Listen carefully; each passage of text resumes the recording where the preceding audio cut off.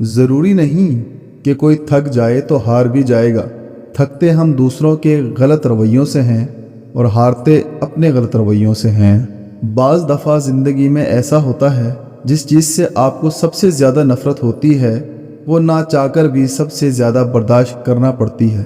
تمہاری نیت کی آزمائش اس وقت ہے جب تم کسی ایسے انسان کی مدد کرتے ہو جس سے تمہیں کسی چیز کا فائدہ نہ ہو۔ عزت کرو ان لوگوں کی جو اپنی مصروفیات میں سے آپ کے لیے وقت نکالتے ہیں، لیکن محبت کرو ان سے جو آپ کی خاطر ساری مصروفیات بھی ترک کر دیتے ہیں۔ صرف دو لوگ آپ کو صحیح طرح سمجھ سکتے ہیں، ایک وہ جو آپ کے حالات سے گزرا ہو اور دوسرا وہ جس کو آپ سے شدید محبت ہو۔ جو مقام شکوے کا ہوتا ہے وہی مقام شکر کا بھی ہوتا ہے، لیکن ہم اس مقام پر شکوہ جلدی اور شکر دیر سے ادا کرتے ہیں۔ ہر بات میں خیر ڈھونڈا کریں اور الحمدللہ کہنے کی عادت اپنا لیں۔ انسان زندہ ہونے کے باوجود زندگی کو نہیں سمجھ سکتا، وہ مرے بغیر موت کو کیسے سمجھ سکتا ہے؟ اللہ کی آواز سننے کی پریکٹس کرنی چاہیے۔ جو شخص اللہ کی آواز کے ساتھ اپنا دل ملا لیتا ہے اسے کسی اور سہارے کی ضرورت نہیں پڑتی۔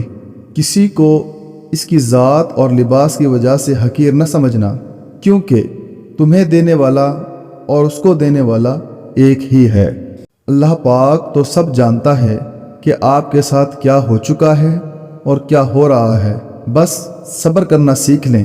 جب آپ اللہ پاک کی ذات کے لیے صبر کرنا سیکھ لیتے ہیں تو اللہ پاک بھی آپ کو وہ سب عطا کر دیتا ہے جس کے لیے آپ رو رہے ہوتے ہیں۔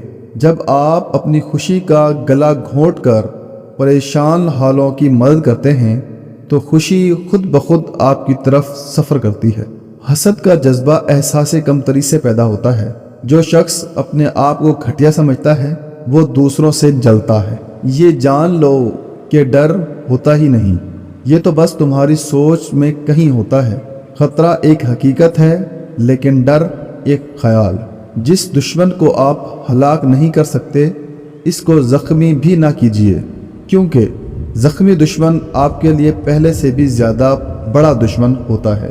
کیا تمہیں یہ لگتا ہے تمہاری زندگی میں کچھ بھی بے مقصد ہو رہا ہے؟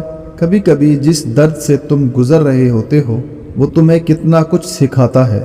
اس وقت برداشت کرنا مشکل ہوتا ہے، مگر اللہ نے تمہاری منزل تمہاری سوچ سے بھی زیادہ حسین رکھی ہے۔ بس اللہ پہ یقین رکھو، وہ تمہیں ہمیشہ تھامے گا۔